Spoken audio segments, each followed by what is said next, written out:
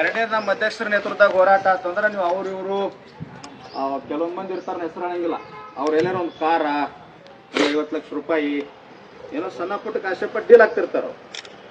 ಅಂಥವ್ರು ಡಿಸಿಷನ್ ಕೇಳಂಗಿಲ್ಲ. ನಮ್ಮ ಚುನಪ್ಪ ಪೂಜಾರಿ ನಿತ್ತಲ್ಲಿ ಏನು ಡಿಸಿಷನ್ ತೋರ್ಸಂತ ಫೈನಲ್ ಅದಾಗ್ಬೇಕು. ನಿನ್ನೆ ರೈತ ಸಂಘಟನೆಯ ಒಂದು ನೇತೃತ್ವದಲ್ಲಿ ನಿಮಗೆ ಗೊತ್ತಿದೆ ಹಿಂದಿನ ರೈತ ಪರ ಹೋರಾಟ ಏನು ಅಲ್ಲಿ ಗುರ್ಲಾಪುರ ಕ್ರಾಸ್ ಹತ್ರ ಆಯಿತು. ಆ ಹೋರಾಟದ ನೇತೃತ್ವವನ್ನು ವಹಿಸ್ಕೊಂಡಂಥವ್ರು ಚುನ್ನಪ್ಪ ಪೂಜಾರಿ ಅಣ್ಣ ಆಗಿರ್ಬೋದು, ಹಾಗೆ ಯುವ ಸನ್ಯಾಸಿಗಳಾದಂಥ ಶಶಿಕಾಂತ್ ಗುರೂಜಿ ಅವರು. ಅವರೊಂದು ಮೀಟಿಂಗನ್ನು ಮಾಡ್ತಾರೆ ರೈತ ಒಂದು ಮುಖಂಡರ ಜೊತೆ. ಹಾಗೆ ವಿದ್ಯಾರ್ಥಿ ಮುಖಂಡರಾದಂಥ ನಮ್ಮ ಧಾರವಾಡದ ಅನಿಲ್ ಕಾಂಬಳೆ ಆಗಿರ್ಬೋದು, ಮತ್ತು ವಸಂತ್ ಅಣ್ಣ ಅಂತೇಳಿ ಅವರೆಲ್ಲರೂ ಕೂಡ ಒಂದು ಸಭೆಯಲ್ಲಿ ಭಾಗವಹಿಸಿರ್ತಾರೆ. ಅಲ್ಲಿ ಒಂದಿಷ್ಟು ವಿಷಯಗಳನ್ನು ಶಶಿಕಾಂತ್ ಗುರೂಜಿ ಅವರು ಹೇಳ್ತಾರೆ. ನಾವೀಗ ಅಪ್ಕಮಿಂಗ್ ಏನು ಮುಂಬರುವಂಥ ಒಂದು ಹೋರಾಟಕ್ಕೆ ತಯಾರಿಯನ್ನು ಮಾಡ್ಕೊಳ್ಬೇಕಾಗಿದೆ. ಈಗಾಗಲೇ ರಾಜ್ಯಾದ್ಯಂತ ಹಲವಾರು ಕಡೆ ಎಲ್ಲ ಕೂಡ ಅಭ್ಯರ್ಥಿಗಳು ಹೋರಾಟವನ್ನು ಮಾಡಿದ್ದಾರೆ. ಉದ್ಯೋಗಾಕಾಂಕ್ಷಿಗಳು ನಮಗೆ ನೋಟಿಫಿಕೇಶನ್ ಮಾಡಿ ಅಂತ. ಬಟ್ ಸರ್ಕಾರ ಸಕಾರಾತ್ಮಕವಾಗಿ ಸ್ಪಂದಿಸ್ತಾ ಇಲ್ಲ. ನಾವು ಕೂಡ ಈ ಬಾರಿ ಹೋರಾಟಕ್ಕೆ ಕೈ ಜೋಡಿಸ್ತೀವಿ. ದೊಡ್ಡ ಮಟ್ಟದಲ್ಲಿ ಹೋರಾಟ, ಅನಿರ್ದಿಷ್ಟಾವಧಿಯಾಗಿ ಹೋರಾಟವನ್ನು ಮಾಡೋಣ ಅಂತೆಲ್ಲ ಹೇಳ್ತಾರೆ. ಅದರಲ್ಲಿ ಕೆಲವೊಂದಿಷ್ಟು ವಿಷಯಗಳನ್ನು ಕೂಡ ಅವರು ಪ್ರಸ್ತಾಪ ಮಾಡ್ತಾರೆ. ಏನು ಅಂತಂದರೆ ಈ ಹೋರಾಟದ ಹೆಸರಲ್ಲಿ ಏನೇನು ಆಗ್ತಾ ಇದೆ ಅಂತೆಲ್ಲ ಹೇಳ್ತಾರೆ. ಅದೊಂದು ತುಂಬ ಅತಿ ಸೂಕ್ಷ್ಮ ವಿಚಾರ. ಅದನ್ನು ಕೂಡ ನಾನು ನಿನ್ನೆ ವಿಡಿಯೋದಲ್ಲಿ ನೀವು ನೋಡಿರ್ಬೋದು. ವಿಡಿಯೋ ಅಪ್ಲೋಡ್ ಮಾಡಿ 17 ನಿಮಿಷದ ವಿಡಿಯೋದಲ್ಲಿ ಅದು ವಿಷಯ ಕೂಡ ಇದೆ. ಏನು ಅಂತಂದರೆ ಇವತ್ತು ಎಷ್ಟೋ ಜನ ಈ ಪ್ರಶ್ನೆಯನ್ನು ಕೇಳಿದ್ರಿ. ಏನು ಅಂದರೆ ಹೋರಾಟ ಆಗ್ತಾ ಇದ್ದಾವೆ, ತುಂಬ ನಡೀತಾ ಇದೆ, ಯಾವುದಕ್ಕೂ ಕೂಡ ಫಲಿತಾಂಶ ಇಲ್ಲ, ನೀವೆಷ್ಟು ಹೋರಾಟ ಮಾಡಿದ್ದೀರಿ, ಮಾಡೋರನ್ನ ಪ್ರಶ್ನೆ ಮಾಡ್ತೀರಿ ಅಂತ. ನೋಡಿ, ಹೋರಾಟ ಮಾಡೇ ಇಲ್ಲ ಅಂದ ತಕ್ಷಣ ಅವನಿಗೆ ಪ್ರಶ್ನೆ ಮಾಡೋ ಹಕ್ಕೇ ಇಲ್ಲ ಅಂತಲ್ಲ. ಹಂಗಂತ ಹೋರಾಟ ಮಾಡ್ತೀವಿ ಅಂತಂದು ಅದನ್ನೇ ಒಂದು ಬಂಡವಾಳ ಮಾಡ್ಕೊಳ್ಳೋದಲ್ಲ. ಹಂಗೆ ಮಾಡ್ಕೊಳ್ಳೋ ಹಾಗಿದ್ರೆ ನೂರಾರು ದಾರಿಗಳಿದೆ, ಮಾಡ್ಕೊಂಡು ಹೋಗ್ಬೋದು, ಅದಕ್ಕೇನು ಸಮಸ್ಯೆ ಇಲ್ಲ. ಅಲ್ಲಿ ಗುರೂಜಿ ಅವರು ಒಂದು ವಿಷಯಗಳನ್ನು ಚರ್ಚೆ ಮಾಡ್ತಾರೆ. ಏನು ಅಂತಂದರೆ ಹೋರಾಟದ ವಿಚಾರದಲ್ಲಿ ಸುಮ್ಮನೆ ಒಂದು ದಿನ ಹೋಗೋದು, ಮನವಿ ಕೊಡೋದು, ಬರೋದು, ಬೇರೇನೋ ಲಾಭಾಂಶವನ್ನು ಪಡ್ಕೊಳ್ಳೋದಲ್ಲ. ನ್ಯಾಯ ಕೊಡಿಸ್ತೀವಿ ಅಂದ ಮೇಲೆ ವಿದ್ಯಾರ್ಥಿಗಳ ಪರ ನಿಂತ್ಕೊಳ್ಬೇಕು. ಅದೆಷ್ಟು ದಿನ ಆದರೂ ನ್ಯಾಯ ಪಡಿಬೇಕು. ಹಾಗಾದ್ರೆ ಮಾತ್ರ ಅದು ಹೋರಾಟ ಅಂತ ಅನ್ಸ್ಕೊಳ್ಳುತ್ತೆ ಅಂತೆಲ್ಲ ಹೇಳ್ತಾರೆ. ಆ ಮತ್ತನ್ನು ನಾವು ವಾಸ್ತವಿಕವಾಗಿ ಒಪ್ಕೊಳ್ಬೇಕಾಗುತ್ತೆ. ಯಾಕಂದ್ರೆ ಸಿಚುವೇಶನ್ ಹಂಗಿದೆ, ಹಂಗೆ ಆಗೋಗಿದೆ. ಇನ್ನೊಂದು ಹೇಳ್ತಾರೆ ಅವರು, ಹೋರಾಟದ ವಿಷಯದಲ್ಲಿ ಹಣದ ಆಮಿಷಕ್ಕೆ ಒಳಗಾಗೋದು, ಏನೋ ಒಂದು ಗಿಫ್ಟನ್ನು ಉಡುಗೊರೆಯನ್ನು ಕೊಡಿದ ತಕ್ಷಣ ಸುಮ್ಮನಾಗೋದು, ರಾಜಕೀಯ ನಾಯಕರು ಬಂದ ತಕ್ಷಣ ಅವರ ಜೊತೆ ನಿಂತ್ಕೊಂಡು ಹೋರಾಟಕ್ಕೆ ಬೆಂಬಲ ಕೊಡೋದು, ಅದರಿಂದ ಹೋರಾಟಕ್ಕೆ ನಿಜವಾದ ಫಲ ಸಿಗಲ್ಲ ಅಂತೆಲ್ಲ ಹೇಳ್ತಾರೆ. ಅದು ಯಾರ ವಿಷಯ, ಏನು ವಿಷಯ, ಯಾಕದು ಚರ್ಚೆಗೆ ಬಂತು ಅನ್ನುವಂಥದ್ದು ಅವರಿಗೆ ಸುತ್ತಮುತ್ತಲಿನ ವಿಚಾರಗಳನ್ನು ನೋಡಿರ್ತಾರೆ. ಆ್ಯಂಡ್ ಅವರು ಏನು ನಾವು ಹೇಳುವಂಥ ಮಟ್ಟಿಗೆ ನಾವು ಹೇಳಿದ್ರೆ ಕೇಳುವಂಥ ವ್ಯಕ್ತಿ ಅಲ್ಲ. ತುಂಬ ಒಳ್ಳೆ ನಾಲೆಜ್ ಇರುವಂಥ ಪರ್ಸನ್. ಆ್ಯಂಡ್ KS ಪರೀಕ್ಷೆನೂ ಕೂಡ ಅವರು 2 ಬಾರಿ ಮೇನ್ಸ್ ಬರೆದಂಥವ್ರು, ಧಾರವಾಡದಲ್ಲಿ 10 ವರ್ಷ ಓದಂಥವ್ರು, ವಿದ್ಯಾರ್ಥಿ ಜೀವನವನ್ನು ಸರಿಯಾಗಿ ಬಲ್ಲವರು ಅವರು ಹೇಳಿದ್ದಾರೆ. ನೋಡಿ, ನಾನು ಕೂಡ ಇದನ್ನು ಹೇಳೋದು, ನಾನು ಈ ಹಿಂದೆ ಕೂಡ 2 ವಿಡಿಯೋದಲ್ಲಿ ಅದನ್ನೇ ಹೇಳಿದ್ದೀನಿ.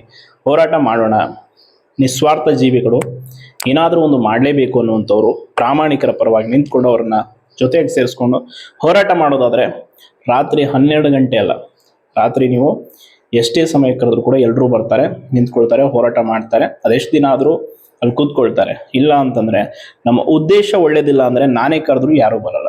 ಉದ್ದೇಶ ಮನಸ್ಸಲ್ಲಿ ಕೆಟ್ಟದೊಂದು ವಿಚಾರ ಇಟ್ಕೊಂಡು ಹೊರಗಡೆ ಬೇರೊಂದು ಮುಖವಾಡ ಹಾಕ್ಕೊಂಡು ಅಲ್ಲಿಗೆ ಬನ್ನಿ ಇಲ್ಲಿಗೆ ಬನ್ನಿ ಅಂದರೆ ಯಾರು ಬರ್ತಾರೆ, ಯಾರು ನ್ಯಾಯ ಕೊಡ್ತಾರೆ ಹೇಳಿ?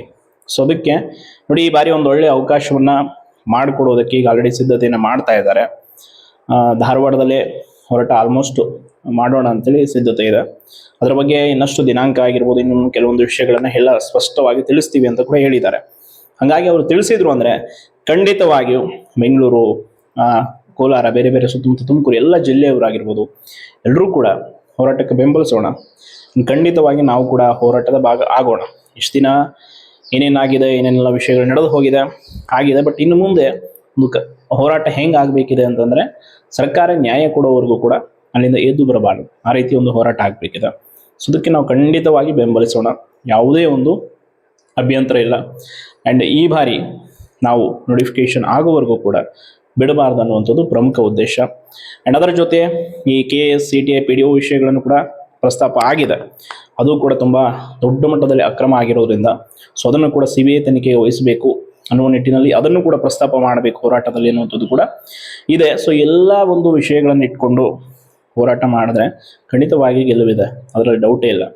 ಬಟ್ ನಮ್ಮ ಉದ್ದೇಶ ಸ್ಪಷ್ಟವಾಗಿ, ಪ್ರಾಮಾಣಿಕವಾಗಿ, ಸತ್ಯಯುತವಾಗಿ ಇರಬೇಕಷ್ಟೇ. ಇತ್ತು ಅಂದರೆ ಖಂಡಿತವಾಗಿ ಜಯ ಸಿಗುತ್ತೆ. ನೋಡಿ, ಇನ್ನೊಂದು ವಿಷಯ ಹೇಳ್ತಾ ಇದ್ದೀರಿ ತುಂಬ ಜನ, ನಾನು ಕೂಡ ಆ ರೀತಿ ಬೇರೆ ಬೇರೆ ವಿಚಾರಗಳನ್ನ ಇಟ್ಕೊಂಡು ಹಂಗೆ ಮಾಡೋ ಹಾಗಿದ್ರೆ, ಏನೋ ಮಾಡ್ಕೊಳ್ಳೋ ಹಾಗಿದ್ರೆ ಇವತ್ತು ಏನೆಲ್ಲ ದಾರಿಗಳನ್ನ ಹುಡುಕೊಳ್ಬೋದಾಗಿತ್ತು. ಹಂಗೆ ಮಾಡೋ ಬದಲು ಭಿಕ್ಷೆ ಬೇಡ್ಕೊಂಡು ತಿನ್ನೋದು ಬೆಟ್ರು ಎಲ್ಲಾದರೂ. ಯಾಕೆ ಅಂತಂದರೆ, ನೊಂದ ಪ್ರಾಮಾಣಿಕ ಬಡವರ ರೈತರ ಮಕ್ಕಳು ಎಷ್ಟೋ ಜನ ಈಗ ನಮ್ಮ ಹತ್ರನೇ ತುಂಬ ಜನ ಸುಮ್ಮನೆ ಕಮೆಂಟ್ ಬಾಕ್ಸಲ್ಲಿ ಕರೆ ಮಾಡಿದಾಗೆಲ್ಲ ಹೇಳ್ತಾ ಇರ್ತಾರೆ, ಸರ್ ನಿಮ್ಮ ಕೈಲಾದ ಸಹಾಯ ಮಾಡಿ, ಏನಾದರೂ ಈ ವಿಷಯಕ್ಕೆ ಒಂದು ಹೆಲ್ಪ್ ಮಾಡಿ ಅಂತ. ಆಗ ಅವರು ಹೇಳುವಂಥ ಮಾತಿನಲ್ಲಿ ಒಂದು ನಂಬಿಕೆ ಇಟ್ಟಿರ್ತಾರೆ. ಆ ನಂಬಿಕೆಯನ್ನು ನಾವು ಉಳಿಸ್ಕೊಳ್ಳೋಕ್ಕಾಗಿಲ್ಲ ಅಂದ್ರೂ ಪರವಾಗಿಲ್ಲ, ನಮ್ಮ ಕೈಲಿ ಆಗಲ್ಲ ಅನ್ನುವಂಥದ್ದನ್ನು ನೇರವಾಗಿ ಹೇಳಬೇಕಾದ್ರೆ ಮಾಡಬೇಕು ಹೊರತು ಆ ನಂಬಿಕೆಯನ್ನು ದುರುಪಯೋಗ ಪಡಿಸ್ಕೊಳ್ಳುವಂಥ ಕೆಲಸವನ್ನು ಮಾಡಿದ್ರೆ ಖಂಡಿತವಾಗಿ ಯಾವನೂ ಉದ್ಧಾರ ಆಗಿದ್ದಂಥದ್ದು ಇತಿಹಾಸದಲ್ಲಿ ಇಲ್ಲ, ಅದು ಆಗೋದು ಇಲ್ಲ. ಎಷ್ಟೋ ಜನ ತಾಯಿ ತಂದೆಯನ್ನು ಕಳ್ಕೊಂಡು ಮಕ್ಕಳಿದ್ದಾರೆ, ಮನೆಯಲ್ಲಿ ಅವ್ರ ಅಪ್ಪ ಅಮ್ಮಗೆ ಎಷ್ಟು ಕಷ್ಟ ಇದೆ ಹೇಳುತ್ತಿರೋದು, ಅವರು ಕಷ್ಟಪಟ್ಟು ಓದ್ತಾ ಇದ್ದಾರೆ. ಏನೋ ಒಂದು ನಂಬಿಕೆ ಇಟ್ಕೊಂಡು ಒಬ್ಬರ ಮೇಲೆ ತುಂಬ ಅತಿಯಾದ ಗೌರವವನ್ನು, ನಂಬಿಕೆಯನ್ನು ಇಟ್ಟಿರ್ತಾರೆ ಅಂದರೆ ಅದನ್ನು ಉಳಿಸ್ಕೊಂಡು ಹೋಗುವಂಥದ್ದು ನಮ್ಮ ಕರ್ತವ್ಯ.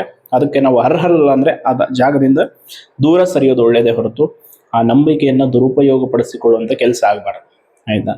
ಅತಿಯಾದ ಅಂಧಾಭಿಮಾನ ಕೂಡ ಒಳ್ಳೆಯದಲ್ಲ.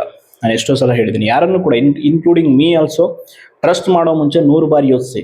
ಆ ವ್ಯಕ್ತಿಯ ನೀವು ಕೊಡುವಂಥ ಗೌರವಕ್ಕೆ, ನೀವು ಇಟ್ಟಿರುವ ನಂಬಿಕೆಗೆ ಅರ್ಹನಲ್ಲ ಅಂದರೆ ಅದರಿಂದ ದೂರ ಇರಿ, ನಿಮ್ಮ ಕೆಲಸವನ್ನು ನೀವು ಮಾಡಿಕೊಳ್ಳಿ. ಸೊ ಅದನ್ನು ಹೊರತುಪಡಿಸಿ ಯಾರ ಸ್ವಾರ್ಥಕ್ಕೂ ನೀವು ಬಲಿ ಆಗಬೇಡಿ. ಸೊ ಇದು ನಾನು ನಿಮಗೆ ಕೊಡುವಂಥ ಹಾನೆಸ್ಟ್ ಸಜೆಷನ್ ಅಷ್ಟೇ.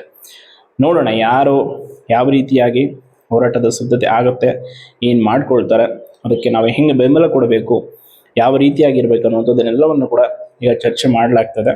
ಖಂಡಿತವಾಗಿ ಈ ಬಾರಿ ನ್ಯಾಯ ಸಿಗೋವರೆಗೂ ಕೂಡ ಅಲ್ಲಿಂದ ಹೋರಾಟದ ವೇದಿಕೆಯಿಂದ ಎದ್ದು ಬರಬಾರ್ದು. ಆ ರೀತಿ ಆದರೆ ಖಂಡಿತವಾಗಿ ನ್ಯಾಯ ಸಿಗುತ್ತೆ, ಡೌಟೇ ಇಲ್ಲ. ನಮ್ಮ ಇಂಟೆನ್ಷನ್ ಆ್ಯಂಡ್ ನಾವಿಡುವಂಥ ಹೆಜ್ಜೆ ಸದೃಢವಾಗಿದ್ದರೆ ಖಂಡಿತವಾಗಿ ನಮ್ಗೆ ಗೆಲ್ಲಿಸ್. ಇಲ್ಲ, ನಾವಿಡುವಂಥ ಹೆಜ್ಜೆಯಲ್ಲಿ ಸದೃಢತೆ ಇಲ್ಲ, ನಾವು ಮಾಡುವಂಥ ಕೆಲಸದಲ್ಲಿ ನಿಷ್ಠೆ ಇಲ್ಲ, ನಾವು ತೆಗೆದುಕೊಂಡಂಥ ನಿರ್ಧಾರದಲ್ಲಿ ಸತ್ಯ ಇಲ್ಲ ಅಂದರೆ ಗೆಲುವಾಗಲ್ಲ, ಅದಂತೂ 100%. ನೋಡಿ, ಯಾರನ್ನೋ ಹೆಂಗೋ ಹೊಂದಿಸಿ ಏನೋ ಬದುಕ್ಬೋದು, ಅಂದರೆ ಮೇಲಿರುವ ಭಗವಂತನನ್ನು ಯಾರು ಹೊಂದಿಸೋಕ್ಕಾಗಲ್ಲ. ಎಂತೆಂಥದ್ದು ಏನೇನೆಲ್ಲ ಮಾಡಿದಂಥವ್ರು, ಆ ಸುಳ್ಳು ಕಪಟತನ ಅವೆಲ್ಲ ತುಂಬ ದಿನ ನಡೆಯಲ್ಲ, ಆಯಿತಾ. ಒಂದಲ್ಲ ಒಂದು ದಿನ ಎಲ್ಲವೂ ಕೂಡ ಬಯಲಿಗೆ ಬರಬೇಕು. ಈಗ ನಾನು ನಿಮಗೆ ನೂರಾರು ವಿಷಯಗಳನ್ನು ಹೇಳಿ ನಂಬಿಸ್ಬೋದು, ಆದರೆ ಅದು ಒಂದಲ್ಲ ಒಂದು ದಿನ ಸತ್ಯದ ದರ್ಶನ ನಿಮ್ಗೆ ಆಗತ್ತೆ, ಡೌಟೇ ಇಲ್ಲ. ಸೊ ಅದಕ್ಕೆ ನಿಮ್ಮ ಒಂದು ಪರಿಶ್ರಮಕ್ಕೆ ಬೆಲೆ ಸಿಗೋ ರೀತಿ ನೀವು ಹಾರ್ಡ್ ವರ್ಕ್ ಮಾಡಿ, ಅದಕ್ಕೆ ತಕ್ಕನಾಗಿ ನೋಟಿಫಿಕೇಷನ್ ವಿಷಯವಾಗಿ ಹೋರಾಟವನ್ನು ಮಾಡೋಣ.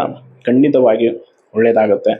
ಆ್ಯಂಡ್ ಹೇಳ್ತೀನಲ್ಲ, ಯಾವುದಕ್ಕೂ ಅಡಿಕ್ಟ್ ಆಗಬೇಡಿ, ಯಾವ ವಿಷಯಗಳಿಗೂ ಹೆಚ್ಚು ತಲೆ ಕೊಡಬೇಡಿ.